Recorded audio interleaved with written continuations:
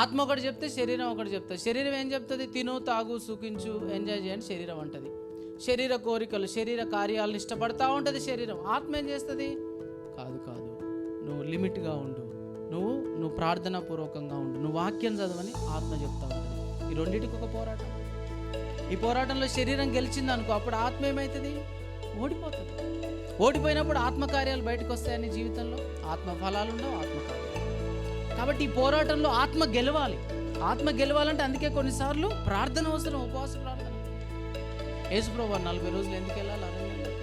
ఎందుకు వెళ్ళాల్సి వచ్చింది? ఆయనకి ఏంటి? ఇప్పుడు దేవుని కుమారుడే డైరెక్ట్ భూమి మీదకి వచ్చిన తర్వాత 40 రోజులు ఉపవాసం ఎందుకున్నాడు? ఆత్మ బలం కోసం ఉన్నాడు. వారానికి ఒక్క పూట ఉపవాసం, వారానికి ఒక్క పూటే ఉపవాసం. ఇక్కడ మన చర్చిలో ఒక్క పూట ఉపవాసం ఉండి ప్రార్థన చేస్తే నీ ఆత్మ ఎంత బలపడుతుందో తెలుసా? మన ఆత్మ బలహీనం అయిపోవడానికి కారణం ఏంటంటే మనం అది చెయ్యం. ఆత్మలో ఉన్న ప్రయోజనాలు చాలా ఉన్నాయండి. అప్పుడు ఆత్మ బలంతో వచ్చినప్పుడు సాతాన్ని ఎదిరించేశాడు యేసుప్రభువు. ఎందుకో తెలుసా? ఆత్మ పూర్ణుడిగా ఆత్మలో బలం పొందుకున్నాడు.